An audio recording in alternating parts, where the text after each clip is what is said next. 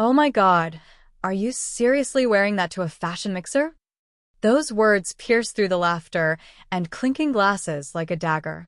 I froze mid-step, fingers still wrapped around my mocktail, as all eyes turned toward me.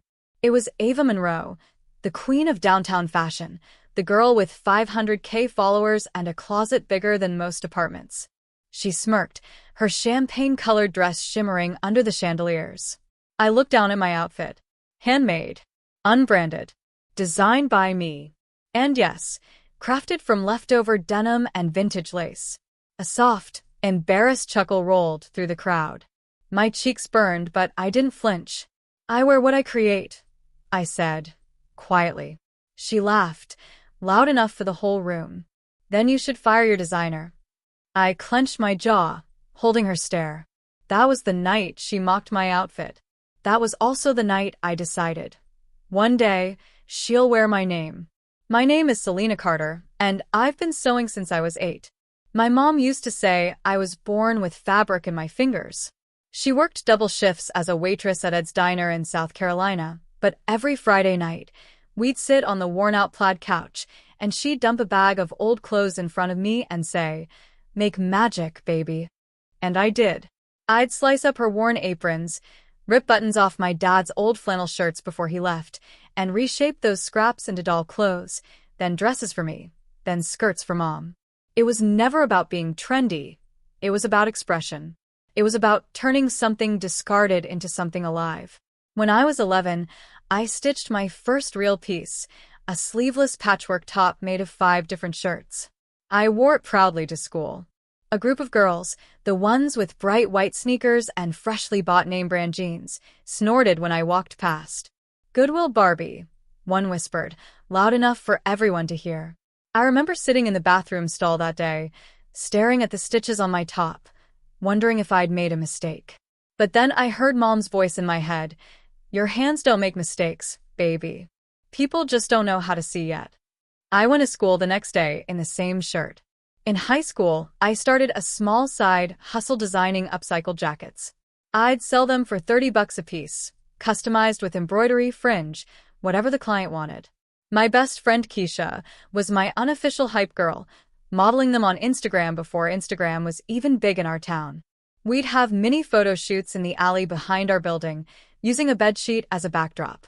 College was never on the list.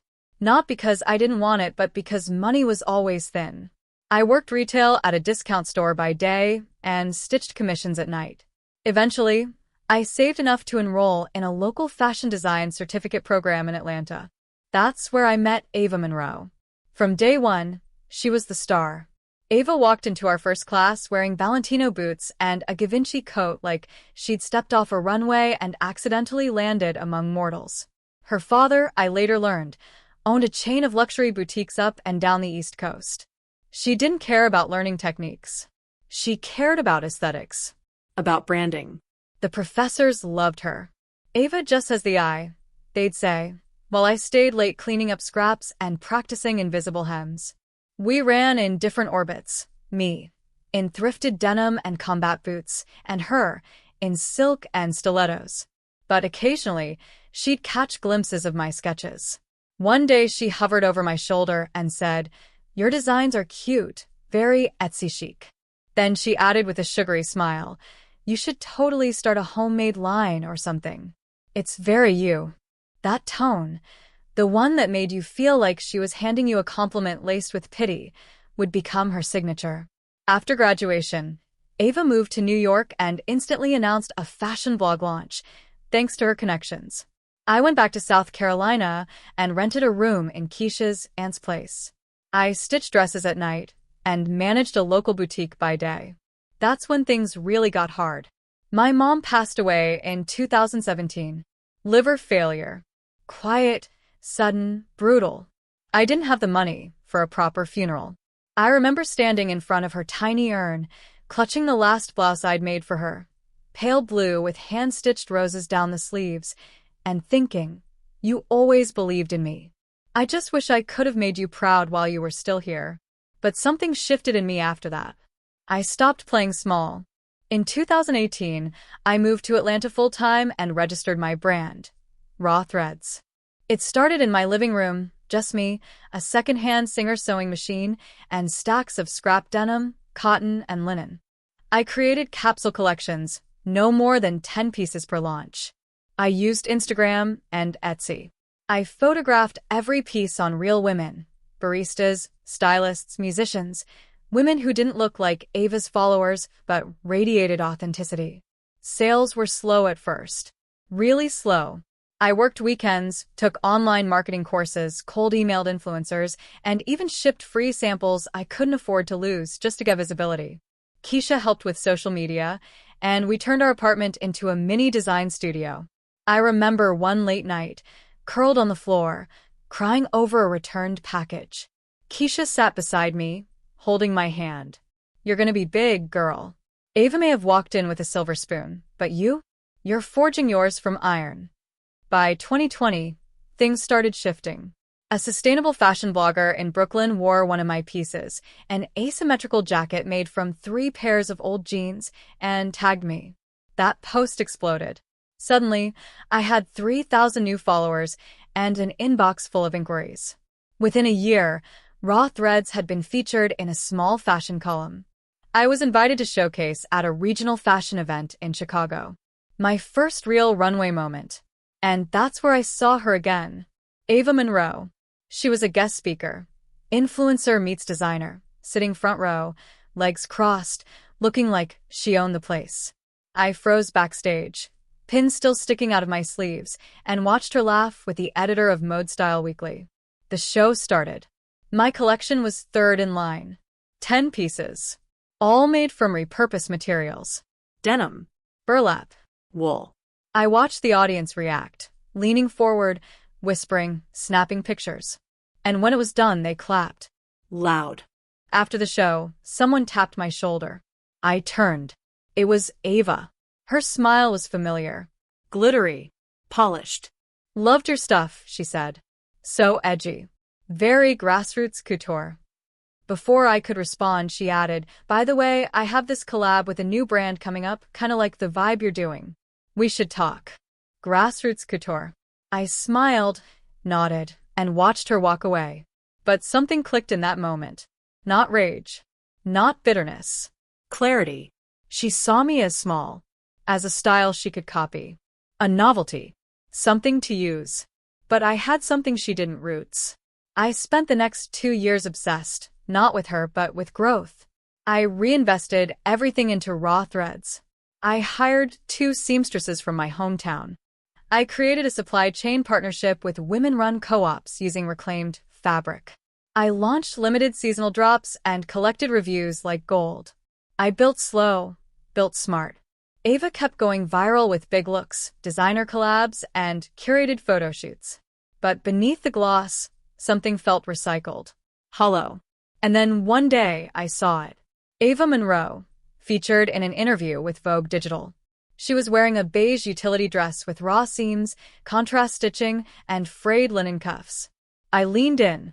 It was my design. Modified. Watered down. Branded under a company she now creative directed.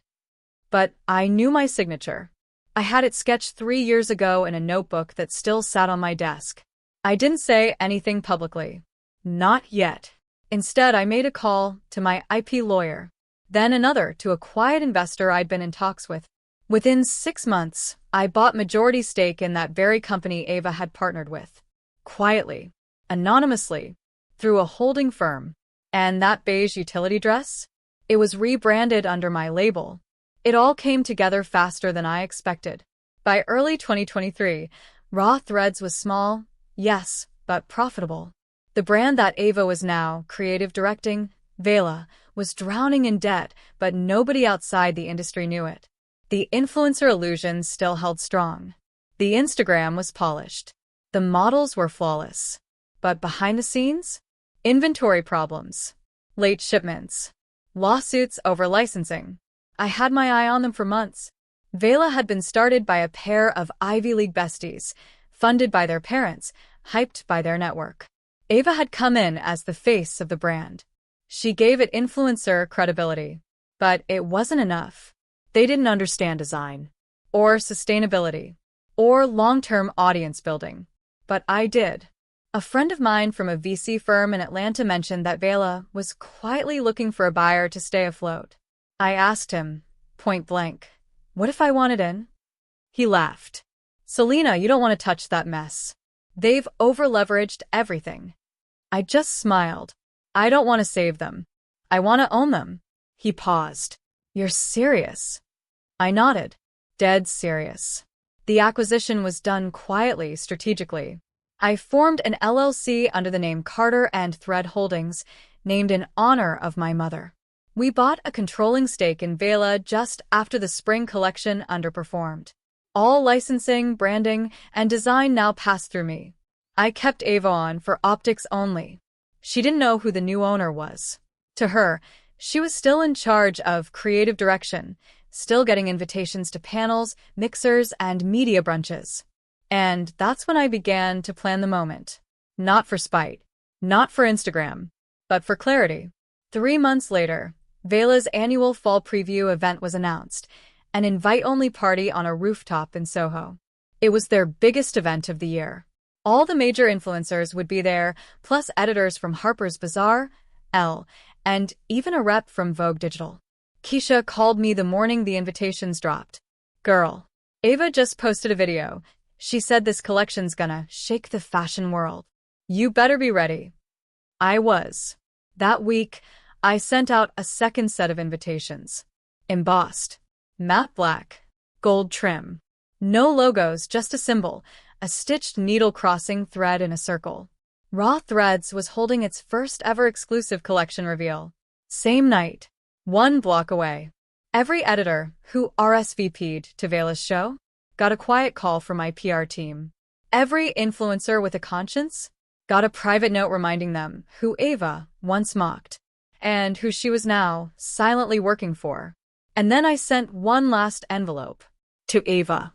The night of the event, I arrived early to Vela's venue in the same outfit I'd been mocked for years ago, a recreation of my handmade patchwork denim top, now upgraded and tailored.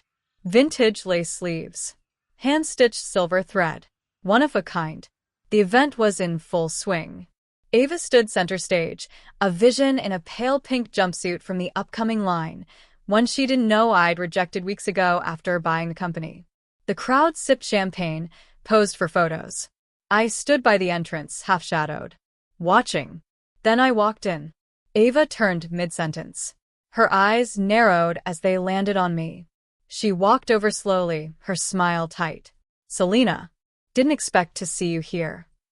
I returned the smile. I'm full of surprises. She sipped her drink. Here as someone's guest? I handed her the envelope I'd brought. She frowned, opening it. Her perfectly glossed lips parted slightly as she read. Effective immediately, all creative decisions, including licensing, brand collaborations, and design selections fall under the approval of Carter and Thread Holdings. Signed, Selena Carter, CEO. She looked up, stunned. What is this? I tilted my head. Take another look at the name. Her hands trembled slightly. You own Vela? I nodded. Bought majority shares 3 months ago. Legally filed 2 weeks ago. Fully approved yesterday. She blinked rapidly, scanning the page again, desperate for an out. This has to be a joke. I stepped closer, voice calm. No joke. You're standing in my house, Ava. The fallout started instantly. I didn't raise my voice. I didn't need to. The photographers caught her reaction. A mix of horror and disbelief. Editors began murmuring. One of them came over and asked, Is it true? Selena's the new owner? Ava tried to speak, but I stepped in. Yes. Effective immediately. This is her last show under the brand name. Moving forward, Vela will merge with Raw Threads under my creative direction. The editor's eyes lit up. That's major. We need to talk. Ava backed away slowly. Her composure cracked, just a bit. This isn't fair. You manipulated your way in. I raised an eyebrow. You mocked your way down. Big difference. As the crowd shifted toward me, someone whispered, She owns it now. Another voice answered, Apparently the girl she used to mock is the new boss. I let that moment live. I didn't need to embarrass her. The truth was loud enough. But I wasn't done. I looked Ava in the eyes one last time and said quietly, "You remember that outfit you laughed at?" She nodded stiffly. I smiled. "It just became your final campaign image." She didn't speak. Couldn't. Instead, she turned away and walked toward the exit, heels clicking against the tile, echoing against the walls like a retreating drumbeat. Later that night, I stood outside my own event just down the block. Raw Threads sign glowed in warm amber above the door. Editors and stylists were already inside, sipping cider, admiring the new line. Keisha ran up, her curls bouncing. "You really did it. Girl, you really did it." I looked up at the sky, a deep velvet blue scattered with stars. "It's not revenge," I whispered. "It's reclamation." She grinned. "Same result, though." I laughed. But deep down, I knew the truth. Ava mocking me had sparked a fire. But it was never her brand I wanted. It was my voice. And now the world was listening. The next morning, my phone didn't stop ringing. Messages poured in: journalists, fashion bloggers, boutique owners, even some celebrity stylists. Everyone wanted to confirm what they'd witnessed. The girl who once got laughed at for her homemade outfit had just taken ownership of one of New York's buzziest fashion brands. But the biggest message came from Ava herself. At 8:13 a.m., I received a voice note. Her voice was brittle and forced. "Selena, we need to talk. About everything. I think this whole thing's gotten a little out of hand. Can we meet?" I didn't respond immediately. I let her sit with it. By noon, she sent another. "Okay, look, I get it. You're trying to make a point. But I worked hard to build that brand's image. You can't just erase me overnight." Erase her? I set the phone down, poured myself some tea, then hit record and replied. "I didn't erase you, Ava. I absorbed what you borrowed and gave it a spine. You can be part of this if you're willing to change your role." She didn't answer right away. But 2 hours later, her assistant emailed requesting a face-to-face. We met in a neutral space, a small, minimalist office suite owned by my attorney's firm in downtown Manhattan. The skyline stretched behind the glass, and Ava walked in wearing her signature structured blazer and 6-inch heels, as if that armor might help her control the situation. She sat across from me, crossed her legs, and folded her hands neatly. "I'll be honest," she began. "I didn't expect it to be you." I just nodded. That's the thing about sewing machines. They don't make noise, but they build everything. She pursed her lips, ignoring the metaphor. "I think we both know this industry is about image. I was the face of Ayla. I am the face." "And that face," I said calmly, "was based on designs that weren't even yours." Her expression stiffened. "We collaborated." "No," I said, leaning forward. "You copied, modified, marketed. And the truth is, now that I've seen your team's files, I can trace nearly every original design back to raw sketches you took photos of. Some were mine. Some from underpaid freelancers. You didn't build a brand, Ava. You borrowed one." The color drained slightly from her face. She opened her mouth, but I cut in gently. "I'm not here to drag you. I'm here to give you a choice." She raised an eyebrow. "A choice?" "Yes," I said. "Step down as the face of Ayla, and I'll offer you a behind-the-scenes creative consultant role. Limited scope. Paid fairly. But the public face, the name on the label, will be mine." She blinked, stunned. "You want me to disappear?" "No," I said. "I want you to do what you claim to be doing. Supporting fashion. Not stealing it." Her voice cracked slightly just once. "I made this brand visible. And I made it real." Later that week, she responded. Through a lawyer. She declined the role. Said the offer was insulting. That she deserved more. That she'd take it to the media. And she did. A week later, a tabloid-style piece appeared on a gossip site, headlined, "Scorned designer steals brand from rising fashion star." The article painted her as a victim of corporate maneuvering and hinted at betrayal. My team issued no comment. We didn't need to. The story didn't land the way she thought it would. Because in the days that followed, an unexpected shift began. Designers from Vela's original creative team began reaching out. Quietly, one after the other. "I just wanted to say thank you," one email read. "When Ava was running the show, she took my design and never credited me. I left 6 months ago, but I kept the receipts." Another designer, Micah, scheduled a call. He had worked freelance under Ava for 2 years. Said he'd submitted over 30 designs. Only one had his name attached. "She told me if I wanted exposure, I had to wait my turn." But you? "You changed the credit line immediately. That means something." I invited Micah to join Raw Threads full-time. He accepted. And so did 3 more. The silent army Ava had ignored was now marching beside me. Meanwhile, the internet started turning. Old clips of Ava mocking handmade fashion resurfaced. Side-by-side comparisons of Raw Threads designs and Vela's newer lines went viral. People started asking questions. Who really designed what? Why was the face of the brand never the creator? And then came the tipping point. A tweet from one of the original editors at Elle. "Funny how the girl once mocked for upcycled fashion is now the boss of the brand that mocked her." Full circle moment. It got over 150K likes in 2 days. I watched as the tides turned, not because I forced them, but because truth floats. And then the final confrontation. It happened at Sustain, NYC, a conference for ethical and sustainable fashion hosted every spring. Both Raw Threads and Vela had been invited, separately. My team coordinated both booths. Ava hadn't been officially removed yet, but she was no longer calling shots. I was standing beside our installation, made entirely of reclaimed fabrics, handwritten labels, and interactive sketches, when Ava showed up. She looked smaller somehow. Not physically, but the presence, the glow, had dimmed.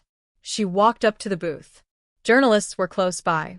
"Can we talk?" she asked quietly. I nodded. We stepped aside. She started, eyes glossy. I didn't know how much damage I caused.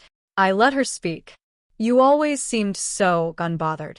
Even when I said those things. Even when I wore your idea." "I wasn't unbothered," I said. "I just saved it. All of it." She laughed bitterly. "And you cashed it in?"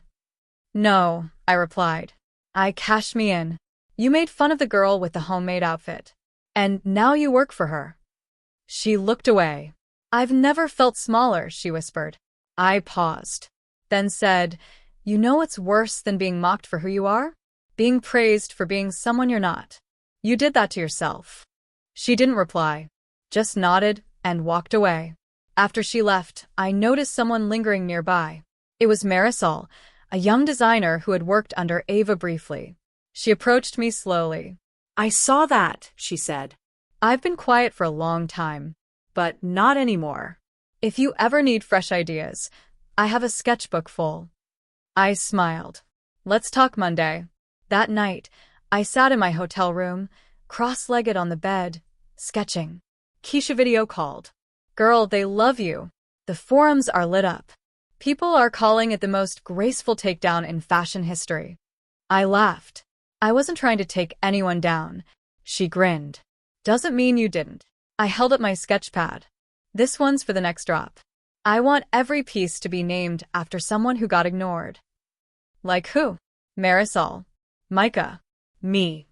She nodded. "Legacy. I like that." It was New York Fashion Week. The air buzzed with velvet ropes, camera flashes, and the frantic energy of last-minute fittings.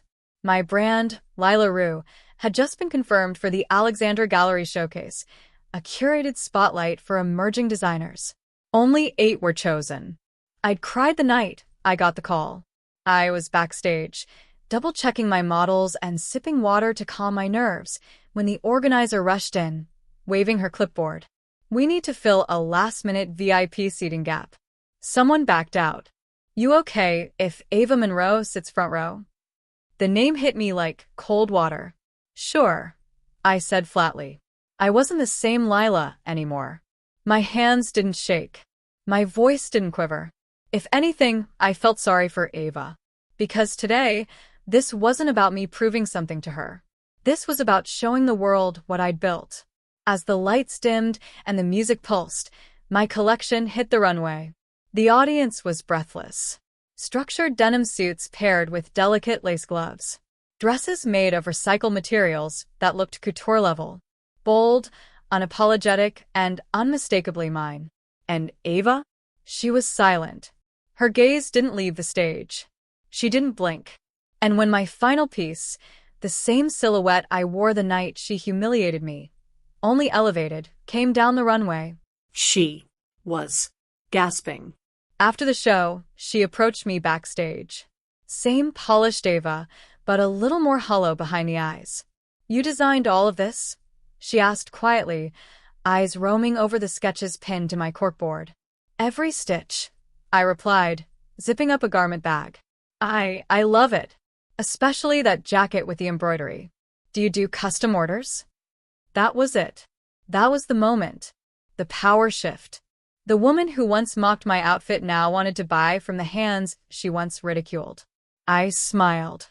"You can shop the collection next month, online, or in our first Soho flagship." She blinked. "Your flagship?" Yep. "Grand opening next Saturday." I didn't gloat. I didn't need to. The look on her face was the reward. Opening day of the flagship store. The street outside was wrapped in velvet ropes, alive with camera flashes and influencers lining up to enter. Lila Rue shimmered in rose gold letters across the tall glass windows, and I stood there, a bundle of nerves in a custom pantsuit from my newest line. It didn't feel real. This space, once a dream scrawled in the margins of my journal, was now blooming with my vision. From the textured walls to the soft lighting, it all echoed my journey. Every piece on the rack was born from my hands, shaped by every moment I was overlooked, doubted, and underestimated. As guests poured in, a soft buzz rippled through the store. And then she walked in. Ava Monroe, wearing one of my jackets. She didn't even look at the tag. She wore it because she loved it. That realization hit me deeper than any applause ever could. Our eyes met. She gave me a tight smile, but this time, there was no superiority, no pretense. Only quiet respect. And somehow, I didn't feel the need to rub anything in, because I had already won. I turned to greet another guest, a teenage girl who clutched a tote bag with my logo on it. Her eyes sparkled as she whispered, "You're Lila? I've been following you since your first TikTok. You made me believe I could be a designer too." I smiled, kneeling slightly to meet her eyes. "Then promise me you won't stop, no matter who tells you you're not enough." She nodded like it meant everything. And just like that, I knew. This wasn't about Ava anymore. It never really was. It was about every version of me that stayed up sewing past midnight. Every no that fueled my fire. Every moment I walked into a room and wasn't seen, until I built a room of my own. If there's one thing I've learned, it's this. No one gets to define your worth except you. People will laugh at you. They'll label you. Mock what you wear, how you speak, what you dream about. But their laughter isn't prophecy. It's just noise. When Ava mocked my outfit that day, I almost let her words rewrite my story. But deep down, I knew I was more than what she saw. I just hadn't bloomed yet. The world doesn't always celebrate you when you're starting out. In fact, it rarely does. But every late night you put in, every risk you take, every moment you choose to show up anyway, it adds up. Brick by brick, stitch by stitch, you build something that they can't ignore anymore. Not because you want revenge, but because you believe in who you are becoming. Success isn't about showing them. It's about finally seeing yourself clearly. So to anyone out there feeling invisible, overlooked, or mocked for being different, don't shrink. Be louder. Be bolder. Be you. Because one day, the very people who doubted you will stand in line just to wear your name. So the next time someone tries to mock you, smile. Because one day, they might just be paying full price for what you built from their doubt. Funny how life works. Ava once laughed at my thrift store jeans. Now, she proudly posts selfies in my $300 denim jackets. She made me feel small. I turned it into fuel. Now, I'm not just in fashion. I own the label she adores. And the best part? My name's on the tag. A few weeks after the launch, I hosted a private pop-up event in downtown LA, exclusively invite only. It was upscale, packed with influencers, stylists, and celebrities. We had a live DJ, velvet rope entrance, champagne towers, the works. Midway through the evening, I spotted her. Ava. She walked in wearing my brand, head to toe. She didn't recognize me at first. I was styled differently, exuding a kind of quiet power I never had in high school. But then our eyes met. Her face froze. That same face that once curled in mockery now looked unsure, maybe even ashamed. She walked up slowly and said, "I love your line. It's honestly my favorite.